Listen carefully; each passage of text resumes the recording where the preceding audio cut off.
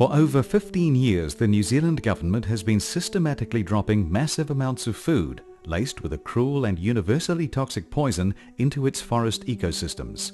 Enough poison every year to kill the entire population of New Zealand 4 times over. No other country is doing or ever has done anything remotely similar on such a scale. This film examines this extraordinary practice, its rationalization, and its human and ecological consequences.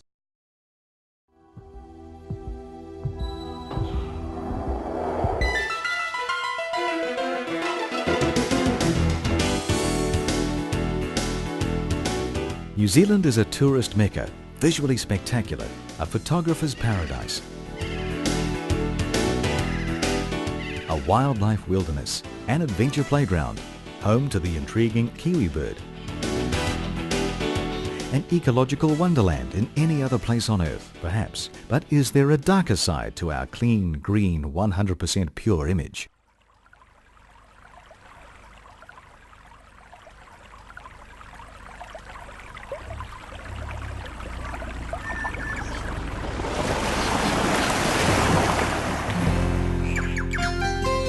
I suppose our upbringing was somewhat unusual. We were raised in the backcountry of the central North Island, the Urewera National Park. Our father was a commercial hunter. His occupation for 30-odd years involved hunting wild deer and carrying them out on his back. There was no money paid until the complete carcass in one piece was delivered to the meat buyers. Life for our mother, raising 5 kids in the wilderness, was a lonely and trying existence. However, she stuck it out and endured the primitive lifestyle for which we are all forever grateful. We were happy kids with lots of exciting activities to pursue. Of course, life in the bush was just one big wild adventure. Over the years, our passion for the outdoors and wildlife only grew stronger. Most of our time in the bush these days is spent on still photography and videography. As time went by, we, like many others, grew more and more concerned at the ever-increasing use of 1080 poison in New Zealand. 1080 is used to control introduced possums and other wild animals. We also found that the wider community are largely oblivious to what's going on. So what is 1080 poison? 1080 is an alias for monofluoroacetate, a chemical. It blocks a particular step in the Krebs cycle, which is essential for the metabolism of oxygen in every cell of every animal. It kills everything that breathes air, everything from earthworms to elephants, including native birds. The World Health Organization classifies 1080 as extremely hazardous. Most countries ban it outright. 2 forms of poison bait are used in aerial operations in New Zealand. The cereal pellets constitute carbohydrate and protein and are laced with poison. The second form of bait is carrot pieces. Carrots are delivered to the operation site in their complete raw form. They are then processed on-site into chunks. The carrots are then applied with poison and a green-coloured dye. The poisoned carrots are then loaded into the hoppers and flown by helicopter or fixed wing to the treatment area for broadcasting.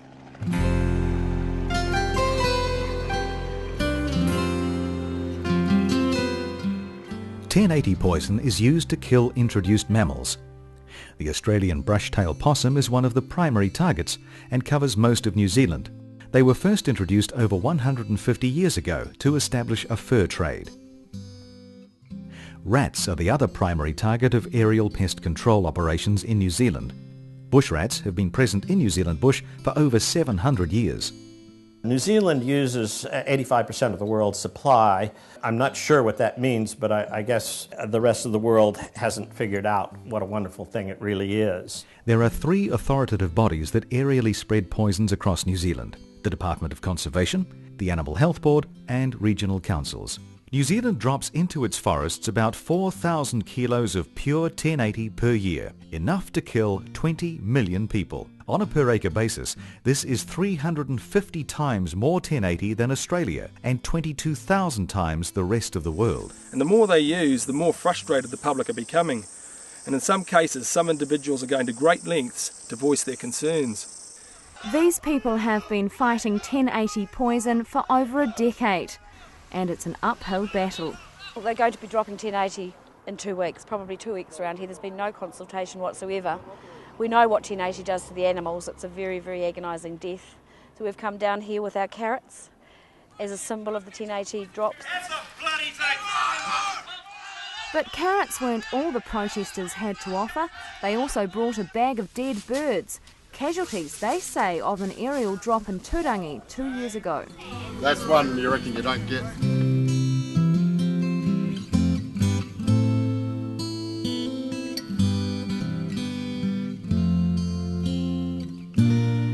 Apart from all the reasons not to use this stuff, they just blatantly ignore the most profoundly obvious of all, just how cruel this stuff is and how long it takes to kill an animal. One horse was actually found in the paddock, dead up against the pine trees. It obviously been thrashing around for quite some time, had a lot of mucus, it almost looked like its lungs had blown out of its face. Another horse was also found in that same paddock under a pine tree, and of course the fourth horse to die was Bullet, and she died in the paddock behind us in town. They don't want to eat, they lose all body coordination, they actually have trouble even standing. The veins in their bodies basically pop out all over the place. Their gums go completely white like a shock. You can see that the animals are so distressed, there is absolutely nothing that you can do to help them. The vitamins we were giving via a syringe mixed with water, and it was all it entailed was putting that into the mouth, and all they needed to do was swallow. She even lost the ability to be able to do that. But 3 days of watching her agonise and get worse and worse to still come to that horrible demise. There's more animals than possums and dogs that become affected by it and will die horribly from it. On the Friday there was an aerial drop of 1080 along the ridge line. On the Sunday I had quite a frantic call from my mother telling me that the red cow was dead, and then she came back and found her daughter and brought her up, and she wasn't well. The first cow died on the Sunday, and then on the Monday I called at 8 o'clock or 9 o'clock to have that cow autopsied, and I also had the second sick cow up here in the yards. She'd gone from being reasonably bad to bloody terrible. She couldn't stand, she was fighting to kind of keep herself together, so I stayed out of the yard and stayed on the outside, and then I called my brother to get the rifle.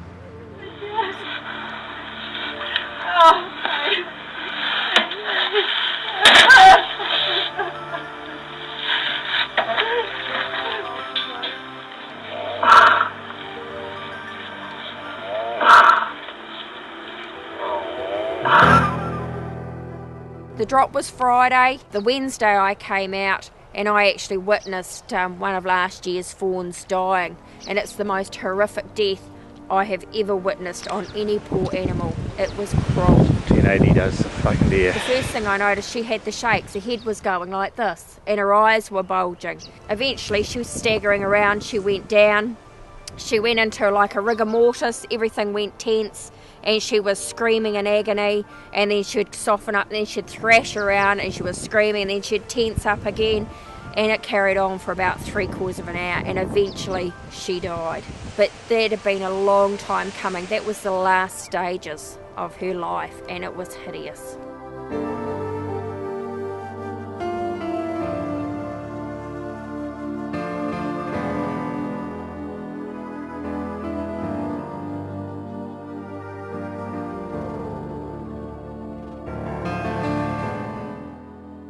Approximately 20,000 deer are killed annually by 1080 drops.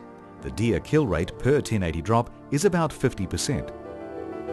I myself have been involved with 8 dogs that have been lost over the years.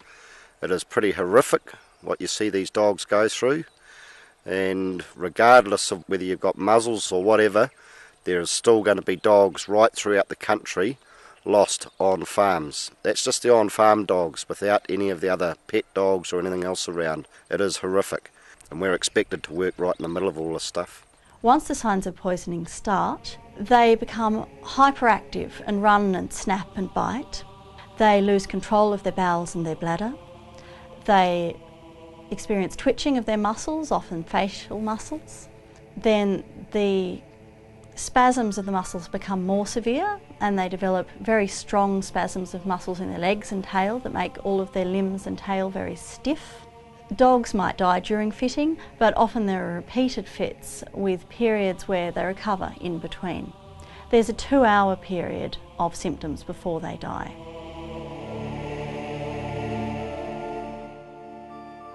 You can kill over 2,500 25-kilogram dogs with the amount of TN80 that is usually put on a hectare. 2,500 dogs. 1080 is not a humane poison, and despite people's claims that it is humane, we now recognise that that's not the case. It's not good enough to pretend to ourselves that it's humane and keep on doing the same old thing that we've been doing for years. There's no excuse to keep on using a poison that is not humane and that we know is not humane.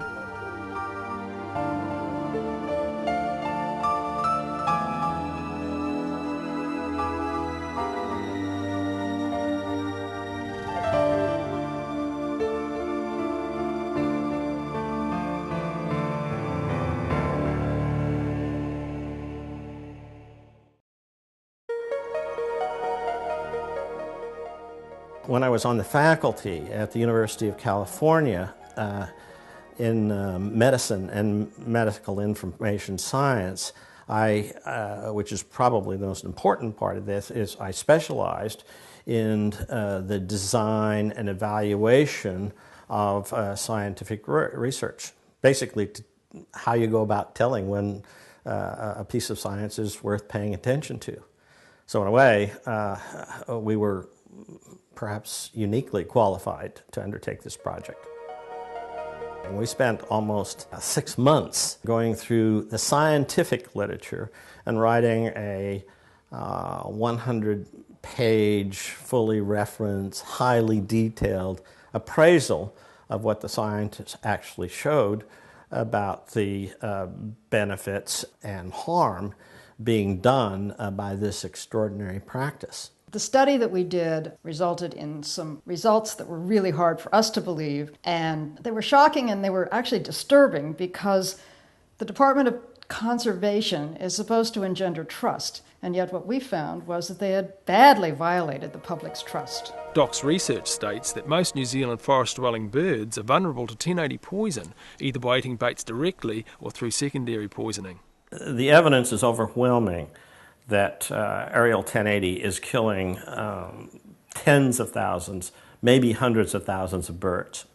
The species involved are extensive. They include the robins, the tomtits, the weka, the moorpork, the kea. The list goes on and on.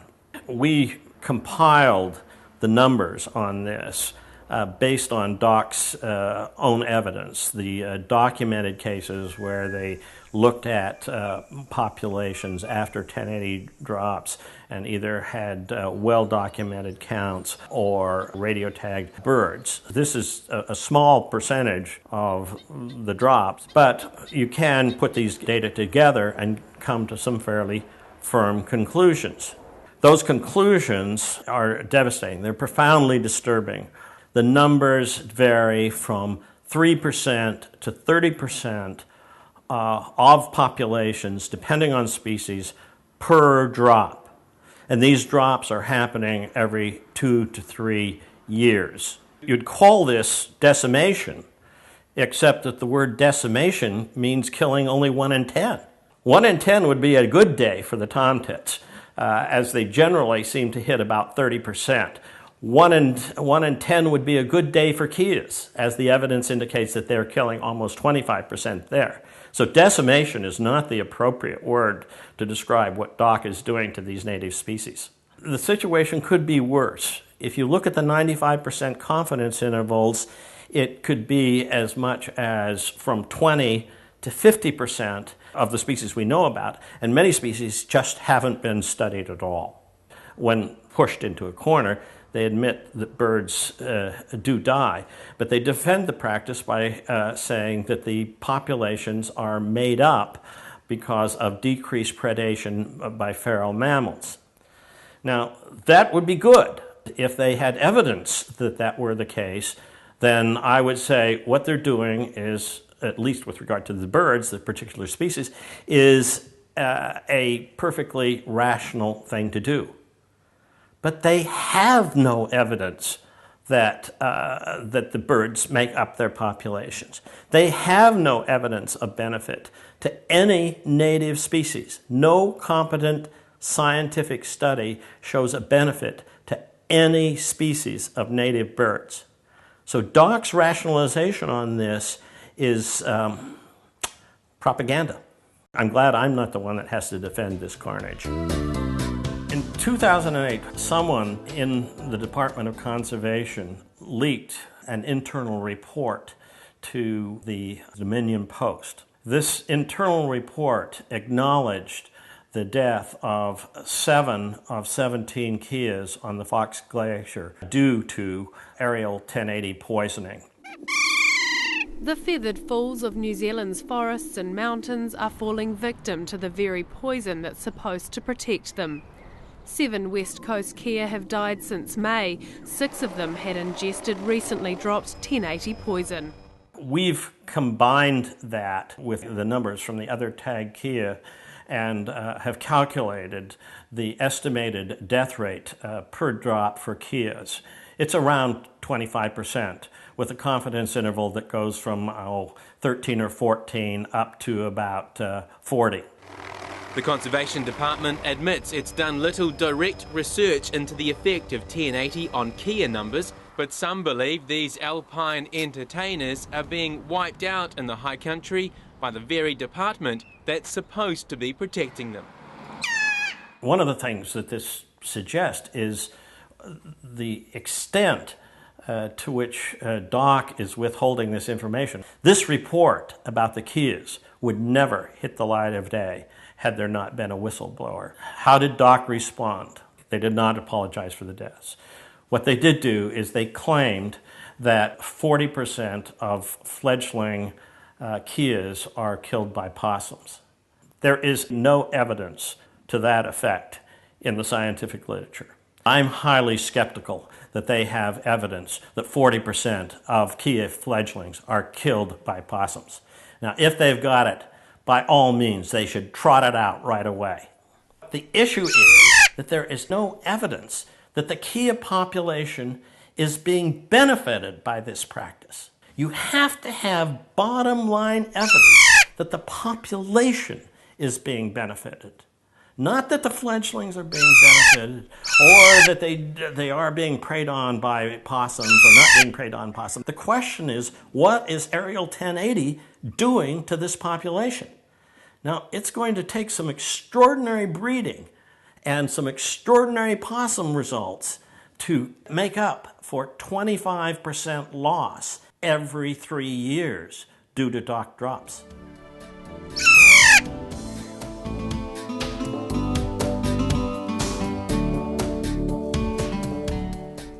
Weka are endemic to New Zealand and are part of the rail family. Weka are opportunists and scavengers. They eat insects, bush fruit, rats and mice and carrion. Everybody's been led to believe that 1080 doesn't kill weka, but while I was tramping the Copeland Valley I picked up a weka on the side of the track. So I carted it out, gave it to the Department of Conservation and Fox Glacier to be autopsied, and the end result was that it was found to have been killed by 1080.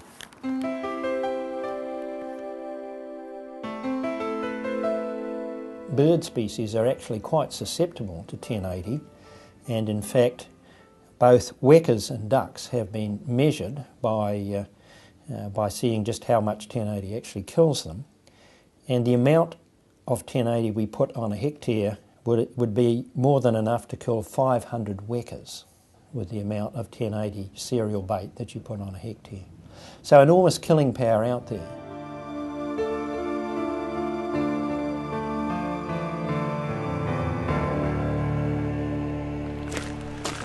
Okay, here's a great example of how our wild creatures and birds are being slaughtered by 1080. Here's a dead possum, possibly poisoned, that the wekas are coming along and devouring in great amounts. In the name of conservation, let's just dump it all over the forest. Weka, we can afford to lose them. What else can we afford to lose? You could wipe out weka, for example, in just one drop perhaps, because they like to pick on bits and pieces like this. In the paper, Secondary Risks from 1080 in Carcasses, the authors state, while talking about Brodifacoum poisoning, for example, the entire western weka population of Tawhitinui Island was exterminated by eating baits or dead or dying rats.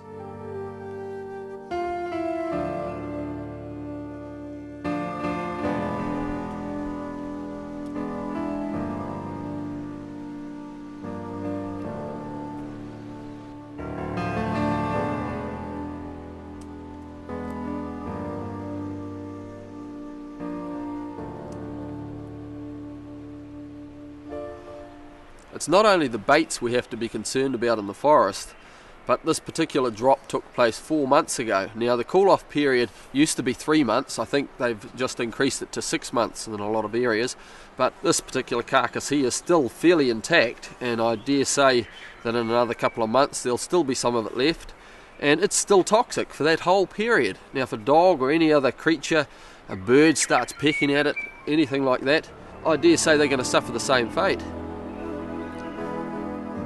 Once the poison is ingested by an animal, it is then retained in the carcass of that animal and is then capable of poisoning the next feeder down the food chain, whether that feeder be an insect, bird, animal, or even a human. In areas where there's been repeated aerial drops, we've noticed an obvious reduction in moorpork, our only native owl. So I've decided to go and visit one of New Zealand's leading experts on moorpork to see what he's got to say. I've seen huge effects, and I don't mean small, but huge effects of 1080 upon the moorpork. They do take hold of anything. They're scavengers. Anything that's small, we feed the owls out in the bush on mice. In fact, I've found dead rats, and I've even found a dead small baby stoat in an owl hide. There's no 1080 drops, or before 1080 drops started, I might get 3 or 4 birds handed in a year. Once the 1080s drop started, can be 16 or 17 times. And so my concern is, because the owl takes so long to reproduce numbers, we could see the end of the species in certain areas of our country. Another danger facing the bird life in New Zealand is that what they're feeding their young may be poisonous and even killing their offspring.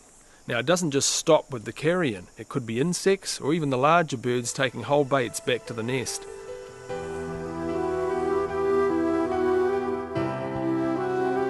The effects of poisoning are very similar in birds to other animals as well.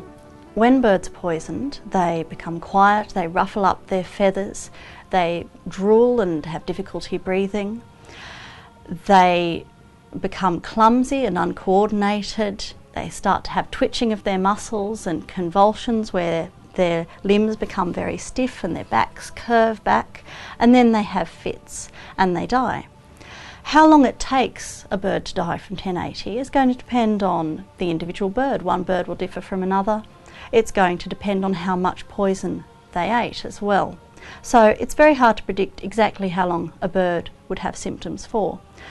But in general, it's fair to say that a poisoned bird will have symptoms of 1080 poisoning for somewhere between hours and days.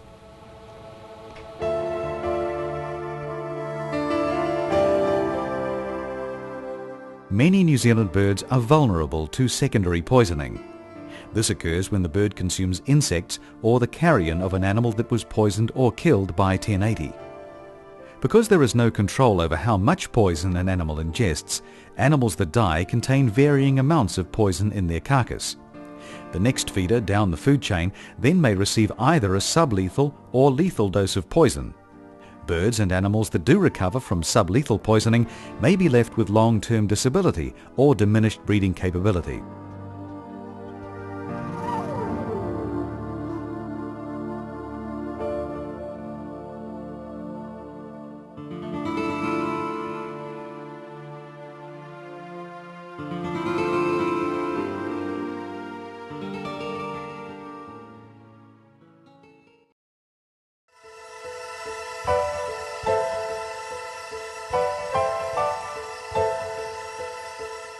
You take the robin study. It went on for 3 years, and what they showed was that a substantial portion of the robins died as a consequence of this. However, this being one of the few studies that looked at all 3 variables, death, fledgling success, and population success, no change in the population.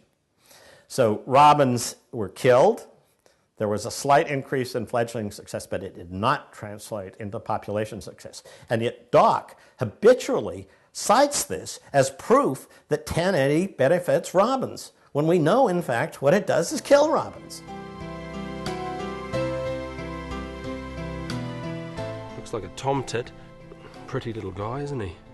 The specific issue of tomtit deaths and low dosage baits was addressed in by Westerbrook in 2005. What they found was that if they reduced the dose of cereal bellies low enough, they did dramatically reduce the death of tomtits. However, when they reduced the amount of 1080 in carrot baits to even very low levels, they still killed up to 50% of tomtits. As we found out through an OIA, Doc is still using large quantities of carrot baits, both medium and low dose carrot baits in their drops. Yeah, they don't deny it. And in fact, IRMA authorized a dosage almost 10 times higher than the one that still killed 50% of tomtits. In addition to all that, we have a report from a Doc scientist, Claire Veltman, in which she concluded that the low bait strategy was not working. She did comment, however, that they presume that the deaths were compensated by increased breeding success, and that eventually the tomtits made it up. There's no proof of that. And they referred to the robin study. Right. But the robin study didn't benefit the population. So it's sort of a circular reference situation where one references the other, bad study or non-consequential study, and it's a self-reinforcing rumor, effectively. Right, that's what happens. And then Forest and Birds gets involved, and they pick up what Doc says the study shows and don't actually go and look at the study and amplify the whole process either. Pretty soon, you've got the whole population of New Zealand believing what is an absolute falsehood. Consider, for example, the 2003 Whirinaki Forest study in which they looked at caribou, the wood pigeon, and kaka. As usual, the elements of good scientific research design were missing. They studied fledgling success, but even then, they actually combined the results from the control and the study group, and that was the only thing they reported. They went on in the abstract section to claim that the study had worked. Not because they had shown that it worked, but because it had been shown to work at Motauto in 2004. In that study, they looked at a total of 12 species of both native and feral birds. But there was only one randomized control area, which was demonstrably completely different from the treated area. So right from the start, the results were invalidated. The authors reported in the abstract section a statistically increased number of wood pigeons, caribou, which seems to have been the primary target of the research. However, in their analysis, they used an incorrect it's a linear statistical model, and so the study was doubly invalidated. Not only did they have a completely incomparable control group, which you could see from their own data, but the study was invalidated by they analyzed the data incorrectly. I mean, it's just a gross statistical error. But even so, it's instructive to look at how they reported what have to be called spurious results. What they reported in the abstract section of that paper was that the caribou population benefited from the use of aerial 1080.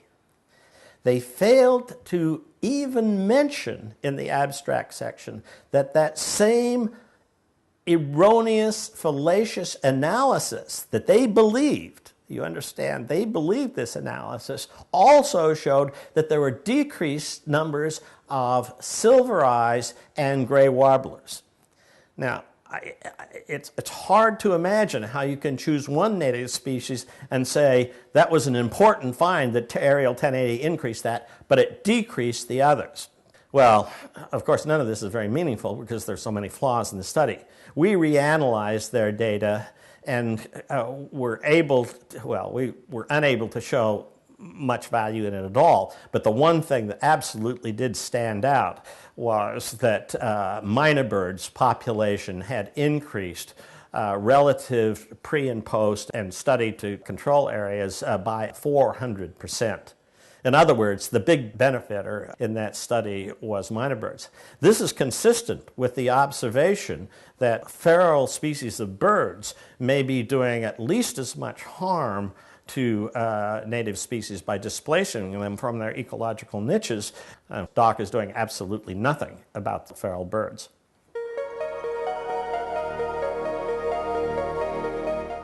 The Mapara study is DOC's flagship study of benefit to native species. In fact, the Mapara study illustrates most of DOC's bad research and design habits. Historical controls, no randomization, no replication, and several statistical errors. Thus, even from the start, it does not meet the minimal criteria for scientific validity. In one promotional brochure, DOC claims that there was a 10-fold increase in kokako population. There is no indication of that in the scientific literature. The scientific report shows that the population may have gone from 55 to 85, but it was not as a consequence of Aerial 1080. The increase in population occurred 3 years after Aerial 1080 had been discontinued and was replaced by ground-based control methods. Nonetheless, DOC propaganda makes it seem as though Mapara was a triumph for Aerial 1080. This is an outrage in itself, and as I think everyone would agree, that this is gross misrepresentation. This distracts from what is probably a very useful observation. Namely, with species-specific, ground-based trapping, you can actually help native species to recover. I got a license to use 1080 in 1960.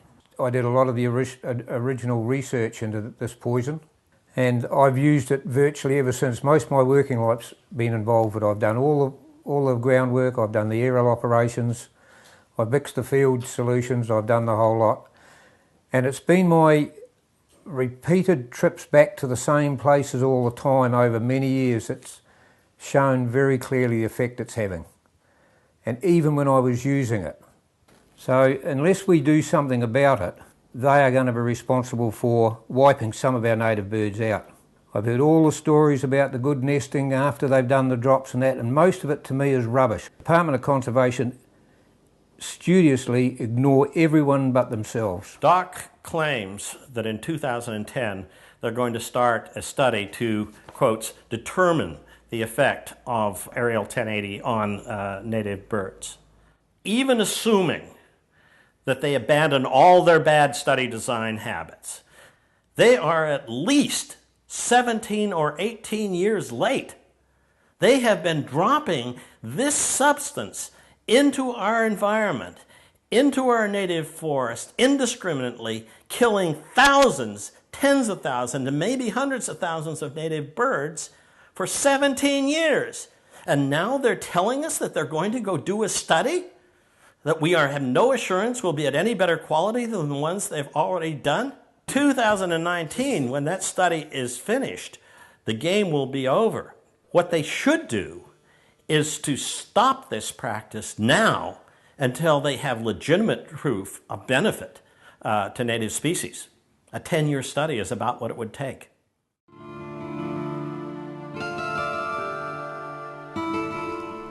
Tin80 was originally developed as an insecticide. However, researchers soon discovered that it killed practically every insect that ate it. DOC commissioned a study by their premier invertebrate scientist, Mike Meads, to determine what the effect of Aerial 1080 drops was on invertebrate populations. Now, we all know what invertebrates are. They're the insects, the spiders, the bugs, the worms, everything that doesn't have a backbone. As you're probably aware, these are essential creatures in any environment. They're responsible for decomposing leaf litter. They're responsible for breaking down animal carcasses. Bugs are the backbone of the environment. What the Mead study showed was at about 50%.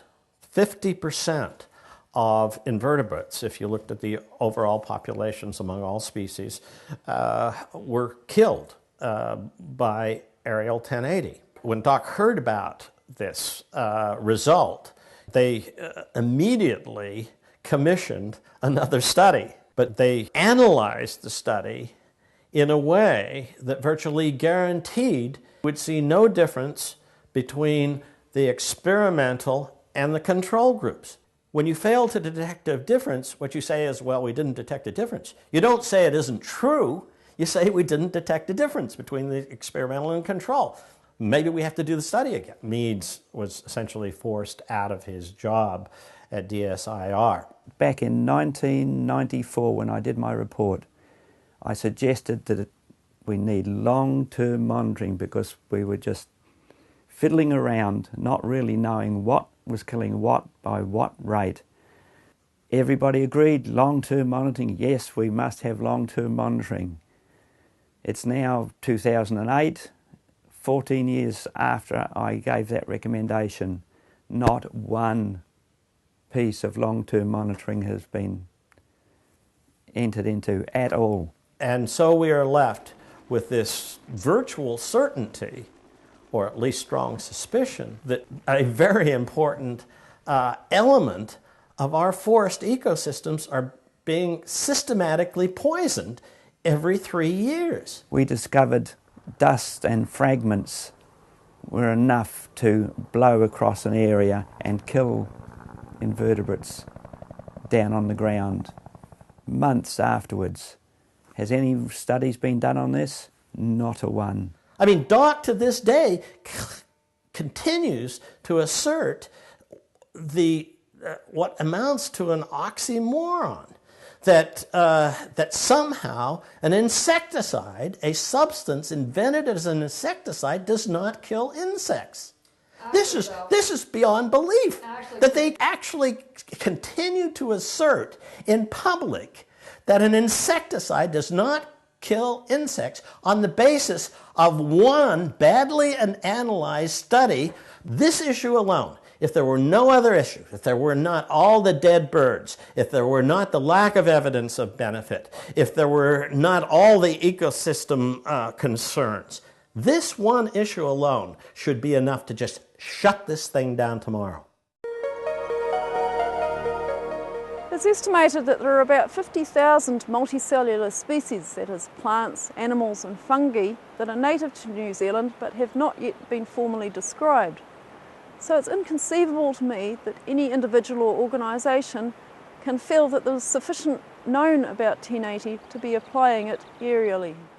Fundamental tenet of ecology is that all living things live in equilibrium. When one disturbs the equilibrium by altering the population of one or more, there will be changes that are unpredictable and unpredicted. And given the broad-based and crude structure of what Doc is doing in poisoning our forests with aerial 1080, that's exactly what you'd expect. Murphy in 1998 did what is now a classical study. They looked at the diets of stoats in various rat control regimens. The results of this were startling. They surprised people around the world. With no pest control, rats constituted about 50% of stoats' diets. And birds, including native birds, constituted about 6%. After pest control, however, stoats switched their diets to birds, away from rats, so that the proportions almost inverted. The birds became 56% of the stoat diet, and the rats became 16%. Consider, for example, the Rusco study that was just published in 2008. The Rusco study compared rat populations after various forms of pest control. The population of rats dropped immediately at the time of the pest control. But what they also found was that it very quickly rose, not to the pre-pest control level, but almost double, in fact more than double, of that pre-post control level by 18 months. And by 25 months, the population of rats had risen to almost 3 times the pre-rat control levels. It is reasonable to assume, and there are data to show, that the population of stoats tends to follow them. So then what happens? DOC comes in with another 1080 drop, as they say they intend to do ad infinitum, forever. Every 2 to 3 years, drop 1080 into our forest ecosystems. Again, the population of rats will drop off rapidly. And what are the stoats going to then switch their diet to? As Murphy showed, they're going to switch them to native birds. One of those birds is likely to be kiwi. The kiwi is New Zealand's national bird, our icon you might say, and yet probably as many as 99% of New Zealanders have never seen one in the wild. A lot of that is due to the fact that they are mainly considered a nocturnal bird. However, on Stewart Island, it's possible to see one in daylight.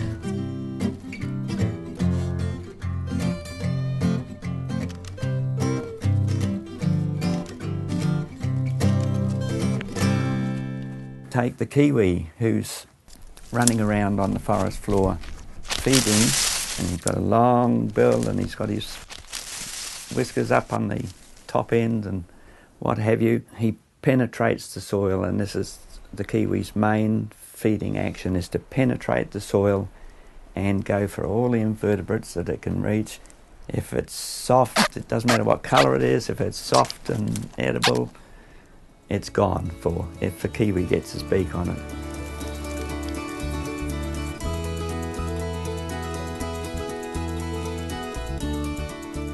Kiwi feed on soil invertebrates and so may be at risk from secondary poisoning.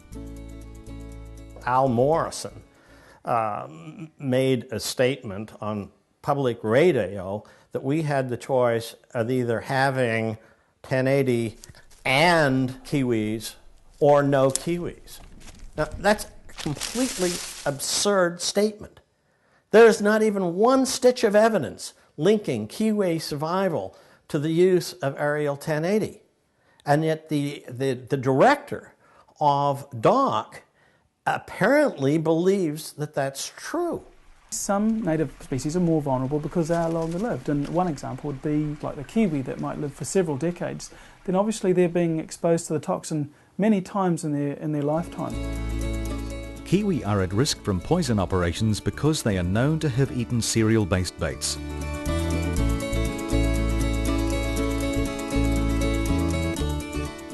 In 1998, tested kiwi droppings returned a positive result for 1080 poison residue.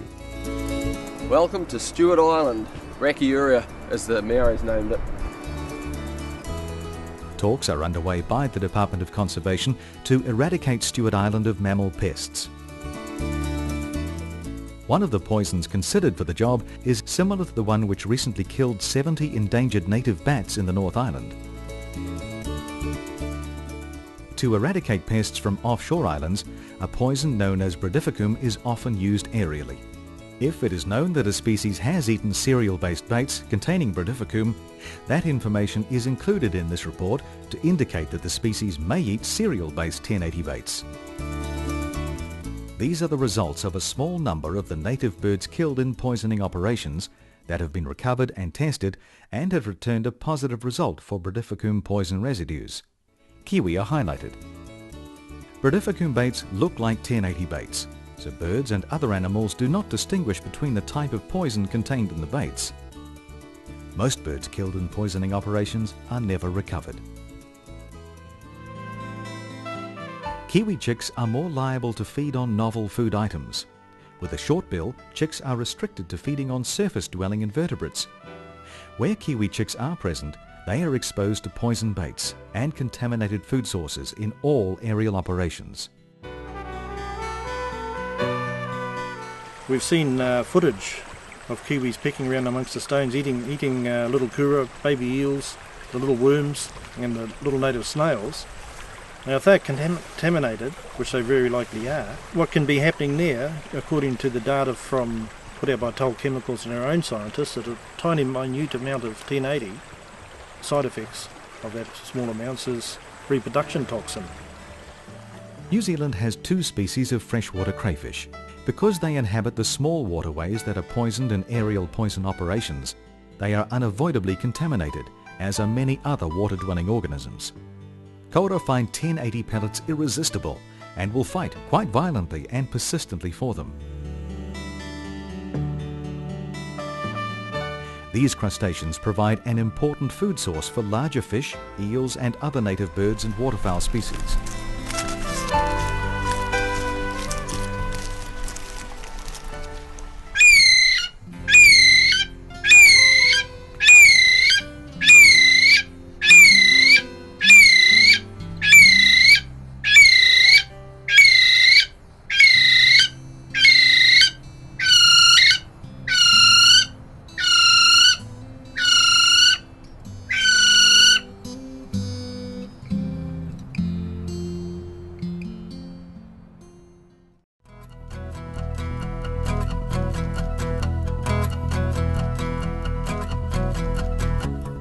The amount of 1080 that it takes to kill an animal is generally called its lethal dose 50. And if you look at deer, deer are quite susceptible to 1080. It would kill over 100 deer per hectare. Well, generally, you only have a tenth of a deer per hectare. It's usually only 1 to 10 deer per square kilometre, which is 100 hectares.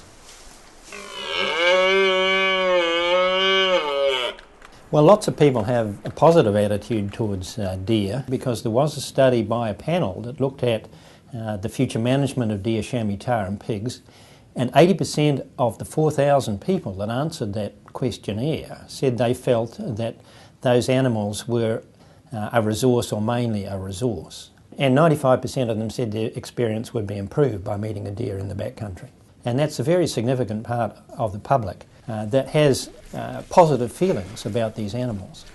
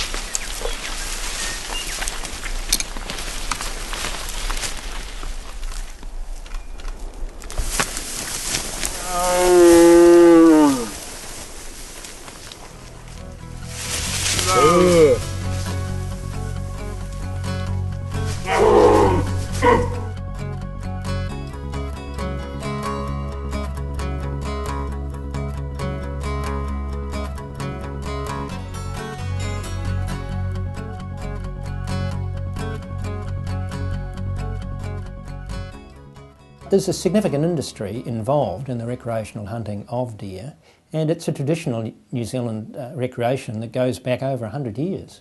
So it's on a par with tramping, you know, so why would we want to wipe it out? Red deer have spread throughout New Zealand and make up the majority of the wild venison exported to Europe. Hunters go to great lengths to recover deer, and their lifestyles are grueling but exciting. Often, extraordinary amounts of willpower and determination were required to recover animals, but they were never wasted.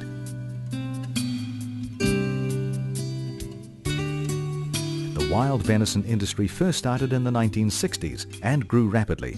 Initially, deer numbers were high, but after many years of hunting pressure, numbers reduced dramatically and remain low in most places to this day. New Zealand's wild venison is of extremely high quality and highly valued overseas. In the paper Review of Non-Commercial Wild Food in New Zealand, feral deer were tested for 1080 residues. It states that 2 positive samples were reported in 1999.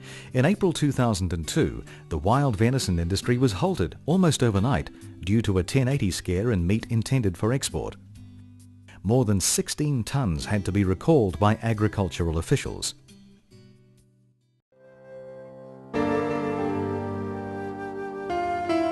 When animals are poisoned by 1080, they can take many hours to die, and so can travel long distances from where they were initially poisoned. In some cases, they can travel out of treated areas and into areas that never had 1080 applied. Look at that, right on the track.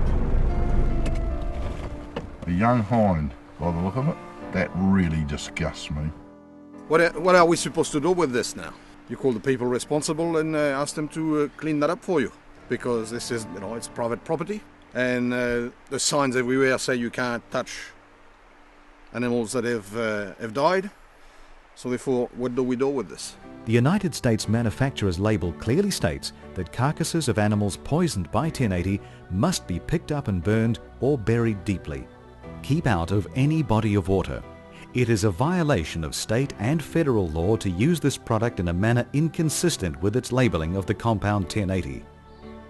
In New Zealand, carcasses of all animals killed by 1080 are left to decompose where they die, be that on land or in water.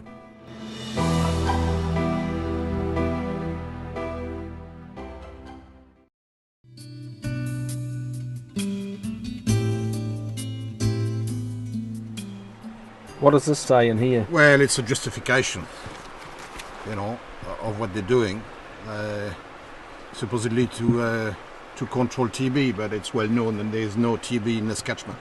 We had to supply 10 pig's heads to the council last year. There was absolutely no evidence of TB. None on possums, none on ferrets, and of course none on stock. So what's the point?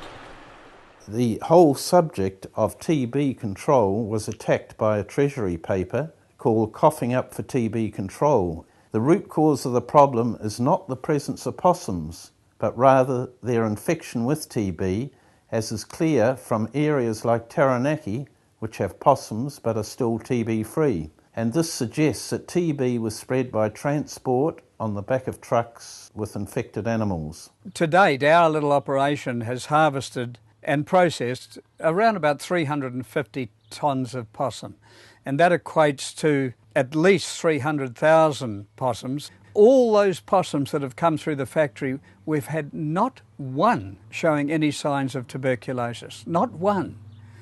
And so the fear of tuberculosis, I think, is being exaggerated. We were recently at a meeting where the Animal Health Board declared that it's safe to eat TB-affected meat and stated that some TB reactors are still sold to local markets, so some of us are eating it anyway.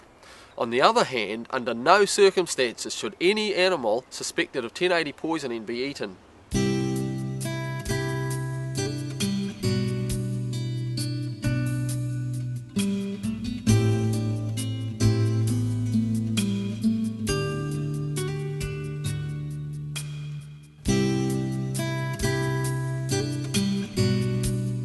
But DOC's not relinquishing its use of the poison just yet. We must continue with business as usual. This is a battle we're fighting on a daily basis. We need to monitor more so we know, we're better armed to adapt our management, but we can't afford to do nothing.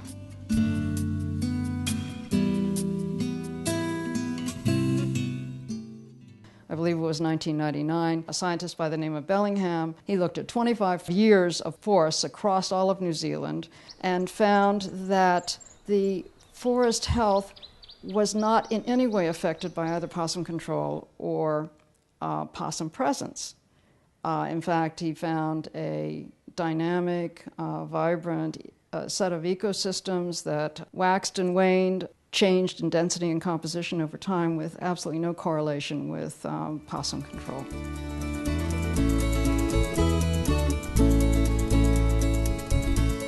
Little evidence of predation by possums on vertebrates is obtained from analysis of gut contents of possums.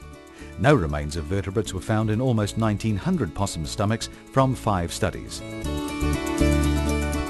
Dr. Roger Dungan and team found that possums can disperse nearly 20% of total seed rain and up to 75% for some species. This raises the possibility that possums may have positive benefits for ecological processes. The increment of cost per hectare to control with ground-based bait stations as opposed to aerial 1080 was approximately 20% of the total cost. So for 20% of the $70 million, let's say $16 or $17 million, we can stop poisoning our forests. Who doesn't think it's worth it? I just come off a project working 4,100 hectares. That's one man able to manage the trap line in 4,100 hectares. The last survey showed us that we had 400 kiwi. That's 200 pair, and 50% of that is 100 kiwi come through every year because of the trapping. Now, if you've got survival with kiwi chicks like that every year, your whole ecosystem is being enhanced. That's the answer, trapping.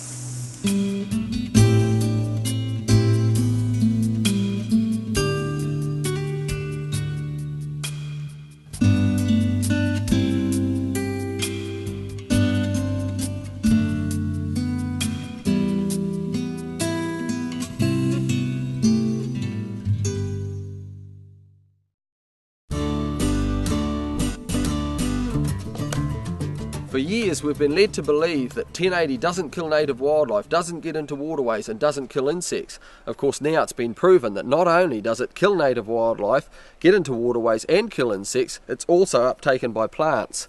Now in fact in one study they even found, being a systemic poison, that it killed the aphids living on the plants. So I was part of a small group that did some research on 1080 regarding rongoa plants. The study showed that plants took in 1080.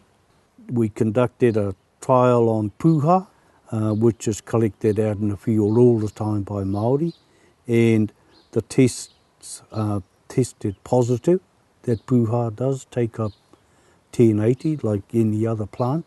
There's several types of puha. It just grows wild out in the bush anywhere. And people go and collect them to eat.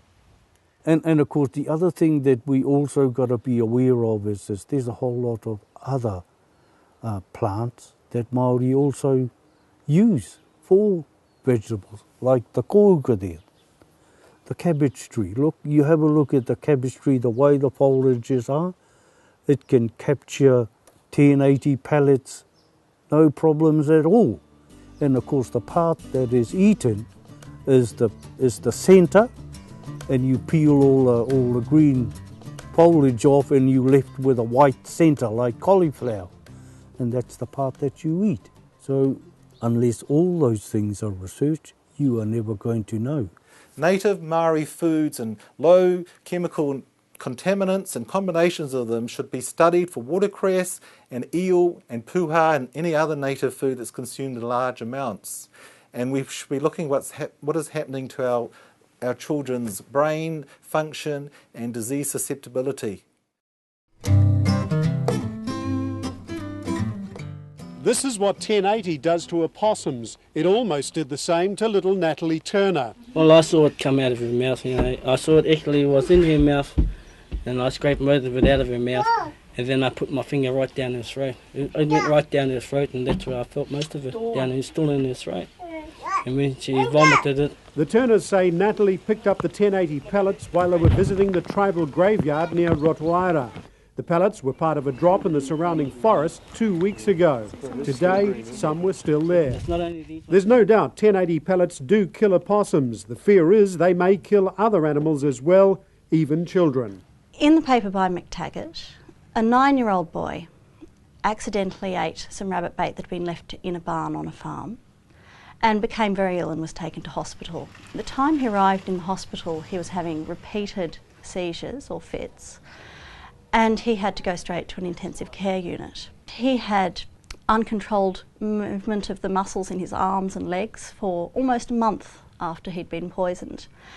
And while he was eventually able to recover a lot of movement in his arms and legs, he was still left with some permanent disability. So 9 years after he'd taken the bait, he was still unable to walk without crutches, and he was also left with some permanent mental retardation. Sometimes the proponents and supporters of 1080 go to extraordinary lengths to try and convince the public that this stuff is safe.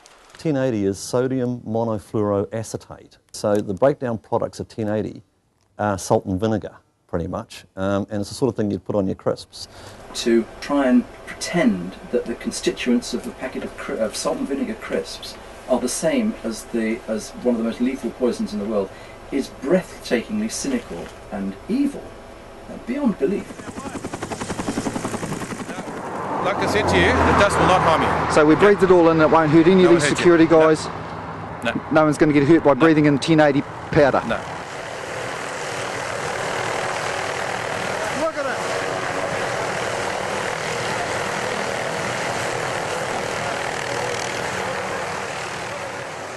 So the 1080 dust that we're all breathing in here won't hurt us? If you can prove that it does, come talk to me.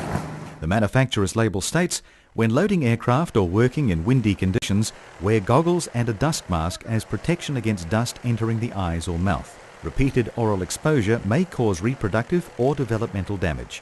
1080 can be fatal if swallowed, inhaled or absorbed through the skin.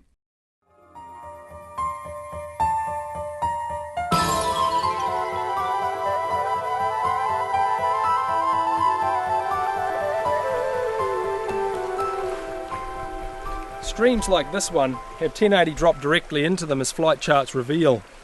Water contamination has been a major issue for anti-1080 campaigners for many years. It is really of concern that Irma, in its reassessment of 1080, decided that they were going to allow it to be put into public water supply areas. And at present, the water supply area of Levin, which is about 3,000 hectares in the western side of the Tarra River Forest Park, is going to have over 10 tonnes of standard 1080 dropped into it, and that has a killing power, based on the lethal doses, of about 60,000 humans. It seems to be a really irresponsible thing to do for a public agency to be putting that amount of poison into a water supply catchment. This is 3 News. Locals were shocked last night when they received notification their drinking water may be poisoned. Tried not to use any water. It was quite scary. A little bit worrying, so I didn't use my water all night. The council was forced to dump nearly 10 million litres of treated water from one of its 2 reservoirs last night after someone broke in, climbed down and left 1080 pallets on a control panel. Frankly, I think they're bloody idiots. Anyone who threatens to pollute a town water system or poison the town water system needs hanging. Local police say they will charge the culprits. It's a serious threat to the community because it is a poison and it is our main water supply, and it's been treated as such. And so this is another double standard. Here we have authorities dumping 10 million litres of water because of a hint of 1080, and rightfully so. These things are treated very seriously.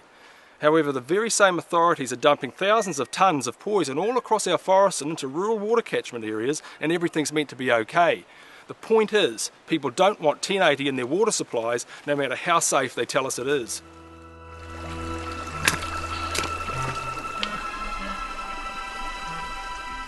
In all the drops that take place around the country, and we see all the warning signs, there's absolutely no mention whatsoever about taking water out of the little streams. Now the track is just through there a few metres, and there's a lot of baits in this stream, for instance. Now it's a heavy concentration. Not only that, you've got dead rat there, and on every drop zone you have the odd dead possums, possible dead pig, dead deer lying in the streams, and they could take months to rot away.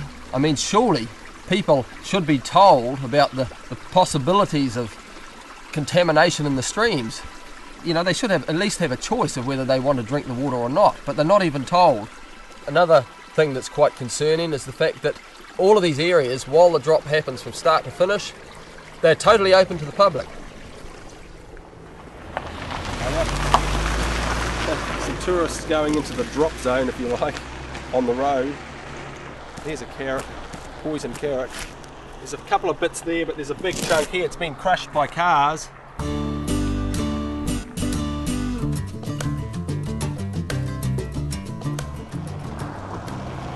Well, we have seen them, but we don't know what they're doing. Yeah. We were hoping they weren't going to drop it on us. So in other words, you could be walking around, choppers going over top, you could be hit by baits directly. When these drops take place, these streams are collecting greater amounts of bait than the land areas around them, simply because they act as a trough. So if you can imagine a stream with steep banks, like that, baits come out of the sky, hit the sides, and then bounce into the bottom and land in the streams. Now, As long as these drops are taking place and continuing to take place, contamination to the streams is unavoidable.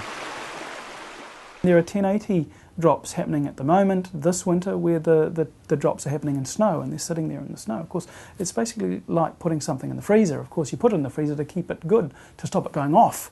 And it can persist for a long period of time, get into the waterways, and if that water temperature is only 5 degrees Celsius, then the biodegradation is going to be very, very slow. Now, a risk assessment would need to look at the risks to those organisms that are either drinking that water or that are living in that water at those temperatures and at those concentrations.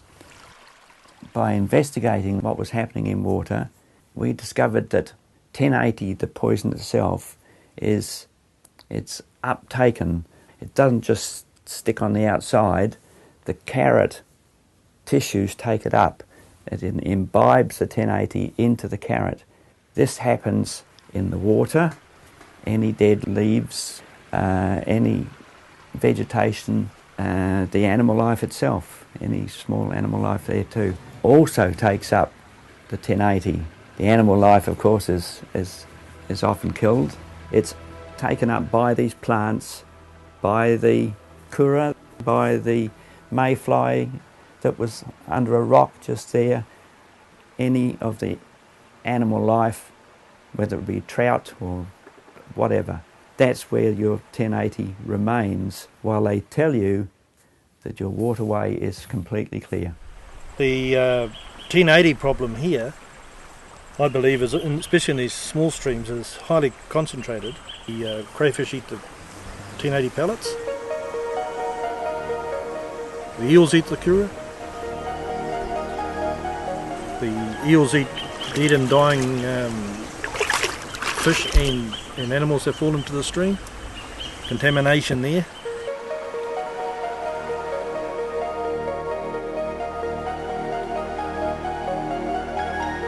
Detection of 1080 in the muscle tissue of an eel 9 days after it last consumed possum gut tissue containing residual 1080 suggests that the metabolism and excretion of sublethal doses of 1080 in longfin eels may be slower than in mammals and birds. The 2005 laboratory study, the average level of 1080 from an eel that had consumed or eaten contaminated mussel was 17.4 parts per billion. And the eels that had consumed gut, it was 30.6 parts per billion. Using Ferunda's acceptable drinking level of 0.6 parts per billion, that's about 30 and 50 times more than that level. The food level, I think, would be enough to actually have epigenetic programming effects on a growing baby. And absence of evidence is not evidence of absence of a potentially serious lifelong threat. There's a major commercial eel fishery in New Zealand which is exported all over the world. High quality product that leaves the country, but the potential for having that contaminated, especially this time of the year, the summer time of the year, when the eels are migrating, like I said before, it's not a matter of if they pick up the contamination overseas, it's when. The New Zealand Food Safety Authority was asked whether they test eels destined for human consumption and export for 1080 residues. This is their reply. Due to the generally rapid breakdown of 1080 in the environment and dilution when 1080 hits water, any residue of 1080 in eels would be at such extremely low levels it would be undetectable. The New Zealand Food Safety Authority has therefore not undertaken such testing. Taking into account that 1080 persists for long periods of time in the environment, especially in winter, and that not only possums but larger animals like deer and pigs are decomposing in our streams, this response from the FSA just goes to show how our own authorities are not being fully informed of the dangers of using indiscriminate poisons like 1080. Our endemic eels, kura and birds are all being poisoned in aerial operations. The question that needs to be answered is it okay to sublethally and lethally poison multiple species while targeting another? There is cause for concern where carrot baits are used in aerial operations. Carrots retain the poison in their cellulose even after heavy rain or while submerged in water, so their toxicity can last long periods of time. I'm pretty sure carrot floats. Pretty sure it floats. So what will happen is the carrots that land in the water get drift down and end up in a little eddy somewhere. Let's have a look. Here, over here. This stream, as with most New Zealand streams, runs directly through a farm, and these baits can travel long distances down waterways and end up well away from where they were originally dropped, potentially coming in contact with animals they are not intended for.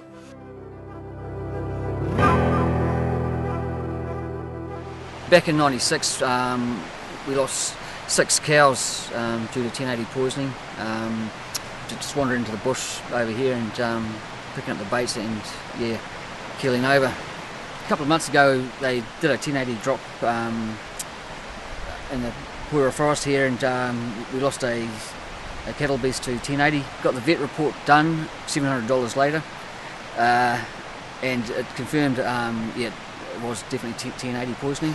Funny thing was when they were going to pay up, they asked to write the account out as track maintenance, not as an animal actually dying of 1080. In regard to the compensation, basically we've lost 13 deer. When we were asked to put an invoice in for the deer, they actually want it marked down as stock food, not actually animals. They don't want to admit that they've killed animals. To me, that's not honest. If they're trying to cover up our stock like that, then how many other thousands of stock losses have there been over the time that they're actually whitewashing?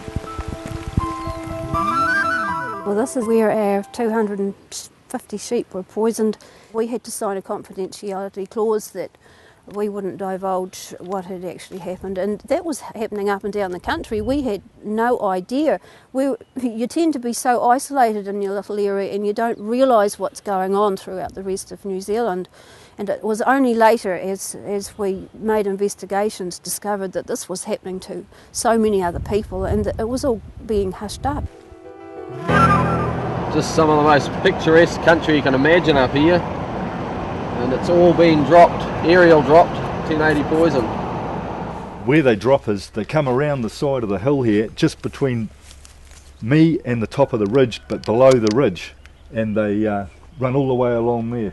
Now, what happened is when they were dropping this 1080, I was here and I watched the choppers, and they were on this side of that ridge, which we believe contaminated Phil Patterson's land, and also in a stone throw is the milking shed, which is just there. What we have in this country now is an expanding dairy industry, and a lot of their runoffs are now pushing right back onto the edge of the bush, if not into the fringes of the bush on these dairy runoffs. One aerial operation, one stick of 1080 poison goes into those cows, goes into your milk, goes overseas. These are of huge concern. I've had 34 years of experience living and working right in the middle of 1080 drop zones. We've seen a lot of things happening out there that are unexplainable. We've seen a lot of ill thrift in our farm stock, a lot of unexplained deaths. We've had sheep die with 1080, up to 160 the neighbours had. We've had deer die, we've had cattle die. All of these animals had been found in paddocks with traces of 1080 in them. In 1998, 9 cows were poisoned by 1080 and their milk processed into milk powder. In September 2002, 40 tonnes of butter and 20 tonnes of the byproduct casein were held in Te Kaka after a helicopter dumped 1080 pellets into water, supplying a group of dairy farms. The FSA were asked if dairy and meat products were tested for 1080 residue. Their response was, "Targeted surveillance for 1080 in farmed animals, including cows and sheep, may be undertaken should the need be identified. However, such testing is an infrequent event and has never yielded a positive result." In respect to routine testing on dairy products, the answer is no. We promote pure water, our clean green image, our quality food products. Surely we should be testing all product from drop zone regions for 1080 residues, but we're not. We have got documented evidence of deer, cattle, 12 months after a 1080 drop with traces of 1080 in them. What about the rest of their paddock mates? Where have they gone? They've either been on-sold or they've perhaps gone to the works. Have any of these other animals had traces of 1080 in them? Farm animals, there is really no restriction on moving within or nearby a 1080 area. While we were on the west coast, we filmed the JP, who'd had 11 cattle killed by the aerial dispersal of 1080, which had accidentally landed on his land. 3 of those cattle died in the truck on their way to the abattoir. Now, if they'd survived half a dozen more hours, they could well have ended up in the European food chain. The other 8 cattle we found scattered all over his farm, and they'd been dead for about 6 weeks, and they had mummified. The ones that had died in a stream, there were 4 of them, were still intact, and even the eels that had tried to eat them had died. This will, at some stage, enter our food chain, if it hasn't already. And I strongly urge all farmers out there to seriously reconsider what's going on out there. This is the biggest biosecurity threat that I believe farmers have got, over and above anything else that can come into the country. The big problem we face is the spectre of 1080 in the product. I've had an order of 100 tonnes a year possum meat rejected by Japan after they saw a documentary on the spreading of 1080 around Mount Ruapehu. The advice I got from the Japanese, there was to be no discussion. They would not revisit the situation when they knew that we were spreading 1080 over our Ngāhere. End of story. We're out for a pheasant hunt on the 3rd weekend of the duck season, and after getting permits, shot this pheasant in the forestry, and when we got home, plucked it out and saw the greenness around the crop and opened it up to find it's full of 1080. What was the most surprising about getting a poisoned bird was the fact that it was still alive, and my dog put it up and I shot it. Those are the dangerous parts of it, whether you know afterwards whether it's going to be in the bird or not, or if I'd just taken the breast meats out of it, we might never have seen it. The Department of Conservation and the Animal Health Board are quick to dismiss people's concerns by pointing out that the chances of acute poisoning from drinking contaminated water or contaminated food products is low, and most of us would agree. Acute poisoning is how much it takes to kill you quickly.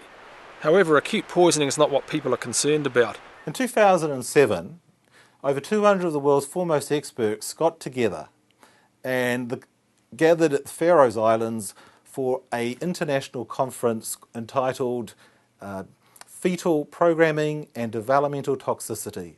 And basically they said there was a wake-up call for regulatory bodies to look at those age groups which are most vulnerable to chemical environmental exposures, which can actually affect them in those growing periods, the periods where there are critical windows of much harm being done in the womb, fetuses, embryos, newborns, and how an exposure here in this early time of life can lead to great harm and susceptibility to disease years or decades later. People claim that 1080 has been studied to death. Well, it's absolutely not true. It hasn't been studied to death. It's been very well studied in certain areas of its toxicology, but it's been very poorly studied in other areas, and some of these other areas are really important. And one of those is hormone disruption. We know that hormone disruptors can be effective in parts per trillion, way even below parts per billion. And 1 part per trillion would be the same as if you're making a gin and tonic. It'd be 1 drop of gin, and you'd have to then have 660 milk tankers full of tonic to dilute it to 1 part per trillion. And parts per trillion are enough to disrupt hormone systems. It would take 10,000 lakes the size of Taupo to dilute the annual drop of 1080 into New Zealand's forests to 4 parts per trillion. So where are the cancer-causing or carcinogenicity studies? There aren't any. Where are the reproductive studies, particularly focusing on female eggs? There aren't any. Where are the developmental studies, early exposures to brain, immune system? There aren't any. Where are the long-term chronic exposure studies looking at mitochondrial DNA content and mutation rates? There aren't any. There's a lot of doubts about the substance. It's dangerous. Interestingly, with the studies that have been done on hormone disruption of 1080, the one that's been used by the Ministry of Health to set the safety standard in New Zealand was one of these studies which was like going through Wellington Harbour with a net with a mesh size as big as a house, because it only looked for gross morphological defects. Looking at the design of that experiment, I would conclude that it's not possible to come to any conclusion about the hormone disrupting capabilities of that toxin using that design because it's just fundamentally flawed. Now, in fact, the design that was used for that experiment, I wouldn't even pass that research in an undergrad level of environmental studies at Victoria University because it just wouldn't stack up. In December 2008, the Ministry of Health released the following statement. Studies show that 1080 can cause fetal skeletal malformation, cardiomyopathy, damage to the heart muscle, and testicular effects, reduction in sperm count in animals. To date, there are no known epidemiological studies that have been carried out in relation to 1080 and potential adverse health effects on humans. I think the question we have to ask is, who do we value? Do we value pregnant females and their unborn children, if it's a human, or their unborn birds, if it's a bird, or whatever? I mean, if we value these things, and if we're concerned about them, then we need to have a close look.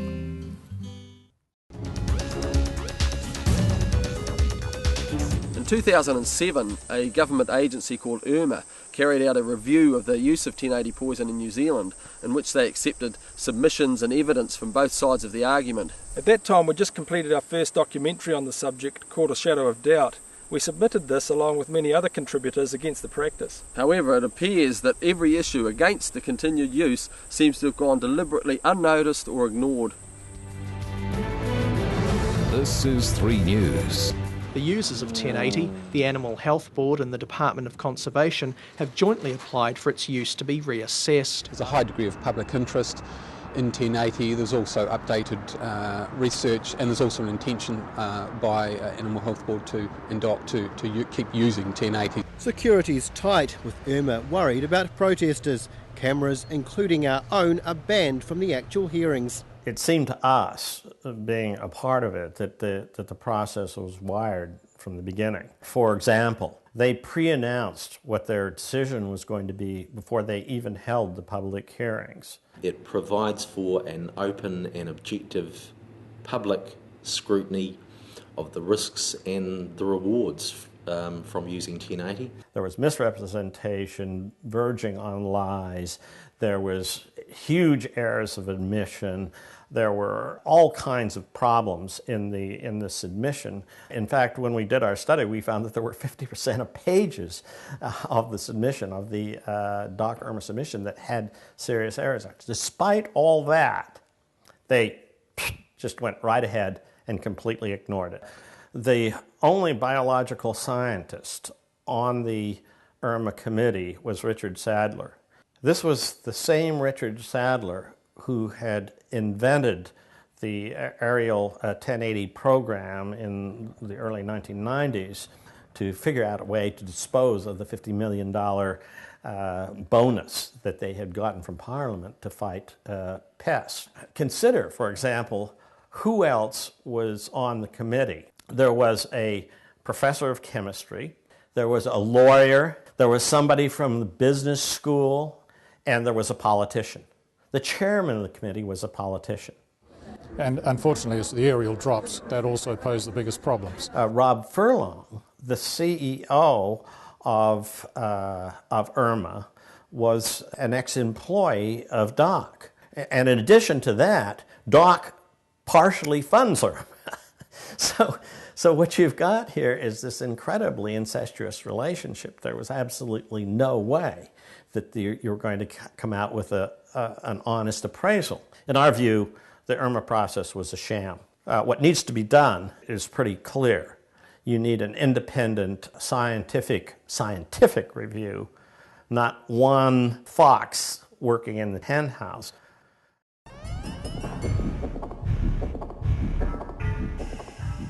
We've requested an interview or some kind of comment from the Department of Conservation on 5 separate occasions. They've declined every time. However, they did finally make a comment after watching the premiere of this documentary. The Department of Conservation stated, "The anti-1080 film does not raise fresh claims or evidence." And they close by saying, basically the Environmental Risk Management Authority has approved 1080 for use, it is safe to use, and DOC is going to use it. So where do we get our 1080 poison from? Well, it comes from a factory based in the United States called Tull Chemicals. If you see the bridge coming down with the cars coming down it, about where those cars are right now is where Tull Chemical is located. This is the road leading down to Tull Chemicals. The interesting thing about this place is it's on a floodplain. That sign's no more than maybe 100 yards from Toll Chemical. The small Toll Chemical building in Alabama is the only manufacturer of 1080 in the world. That is Toll Chemical. This is Toll Chemical's front entrance. Calhoun County property taxes indicate that it cost $51,000 to build this structure. The interesting thing to me was that you can wreck the ecology of another country from a building in Oxford, Alabama that cost no more than $51,000 to build. And that's corporate headquarters there.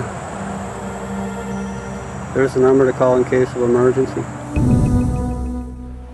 So who's importing the 1080 into New Zealand? 1080 is imported into New Zealand by a company called Animal Control Products, which is owned by our government, of which the Minister of Finance and the Minister of Agriculture each represent 50% shareholdings. You know, there's a lot of contractors, a lot of government workers who are in a job because of the application and the management of 1080, and you know, here they are fiercely defending it in the face of all of these reasons not to use it. They're so fiercely defending it, and it's like, well, maybe they're just defending their bread and butter. Because you have the word conservation in the name of a bureaucracy doesn't make it not a bureaucracy anymore. They threw $50 million in 1994 or whatever it was, DOC's way to control pests. And DOC, according to their own website, described the response inside of DOC as a lolly scramble. Well, that's precisely what it was. The system works pretty simply. You give someone a reason, an excuse to believe something, and then you give them a financial incentive, and they'll believe it. I mean, that's it. That's the end of the game. In 1987, the Department of Conservation claimed there were 70 million possums in New Zealand. Now, DOC and AHB state that after each aerial 1080 drop, they can reach up to 95% kill rate. Yet here we are 20 years later, after spending more than $1 billion on possum control, and yet it's still stated that there's between 60 and 90 million possums in New Zealand. Now, if that's the case, they've done absolutely nothing to reduce numbers. You see, the possum's just a hyped-up, demonised thing to keep a $100 million a year pest management industry running. So they've got to keep the fear of the possum alive, the fear of the mammalian browse. And the way to do it is to have a villain that you can't beat. You don't defeat possums. You're going to have to fight them forever. That means $80 to $100 million on the DOC budget every year.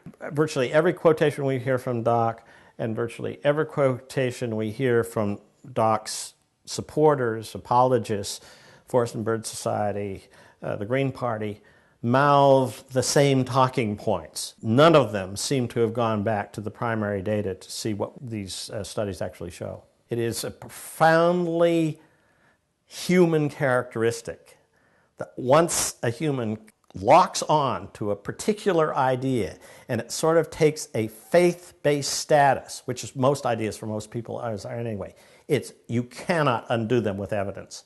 It's just virtually no evidence that will cause people to change their minds. In my mind, the only way this thing is going to go away is that if the international community gets involved. You know, like South Africa, apartheid. Finally, the whole world saying, you know, you guys are nuts. You got to stop this stuff. Finally stopped it. But if the white South Africans had been left to themselves, you would still have apartheid in South Africa. You'll still have aerial 1080 going in New Zealand until something like that happens, at least in my mind. So what's the solution? Well, it's quite simple, really. We need to make the possum worth chasing. With a monetary incentive, great things are achieved. There are alternatives, but they will never be pursued while there is still the option to use 1080 poison. Up until now, proponents have instantly dismissed the true clean green solution, people power. This is because it would mean an end to the multi-million-dollar 1080 poison industry. We cannot go on calling ourselves clean and green in this country when we're dropping thousands of tonnes of this deadly toxin all over our forests every year. Kaitiaki. It's a birthright, a responsibility that we have as Māori. The poison that's put on the environment and into our food chain is a concern because we live out of the environment as much as we can. And secondly, the wild native species which live within the environment. The best way that we can express ourselves as Māori is through the haka.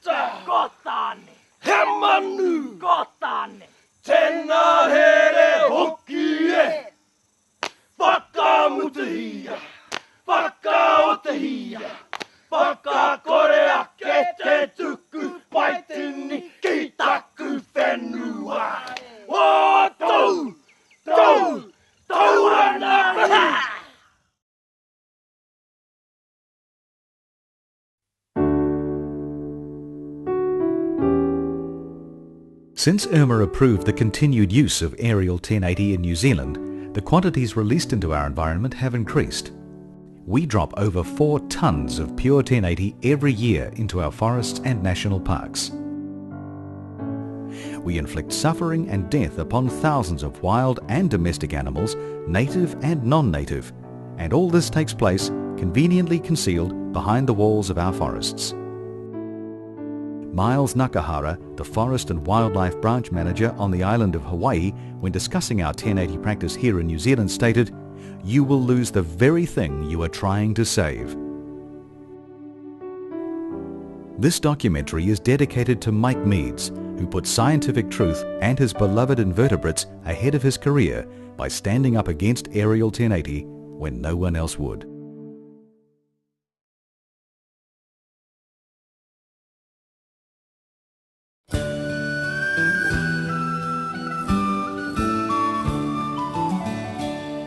One morning when the world was new and we first saw the sun, the Lord lay down to rest a while, so pleased with what he'd done.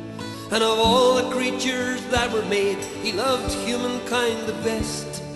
And so he placed into our hands the fate of all the rest. And all these things I give to you to keep and to protect, from the greatest of the big blue whale to the tiniest insect, to rule with loving kindness, the weak, the wild, the strong, and treat my creatures gently, only you know right from wrong. But man was so conceited that he couldn't see the worth of all the other creatures who roamed this lovely earth. One by one we hunted them for food and sport and greed, and one by one they disappeared, each species and each breed. And all these things I give to you to keep and to protect, from the greatest of the big blue whale to the tiniest insect, to rule with love and kindness, the weak, the wild, the strong, and treat my creatures gently, only you know right from wrong. After many years had passed, the Lord came back to see the earth and his creations that he'd left so fine and free. Ah, but where are all my silver streams, the forest dark and green? There's only dust and desert where humankind had been. And all these things I give to you to keep and to protect, from the greatest of the big blue whale to the tiniest insect, to rule with love and kindness, the weak, the wild, the strong, and treat my creatures gently, only you know right from wrong. Where are all my animals, the hippo and the whale, and the fish that filled the oceans before your ship set sail, the lion and the tiger, and the elephant so tall? Oh, I left you as the keeper, do you not recall? And all these things I gave to you to keep and to protect. From the greatest of the big blue whale to the tiniest insect, to rule with love and kindness, the weak, the wild, the strong, and treat my creatures gently, only you know right from wrong.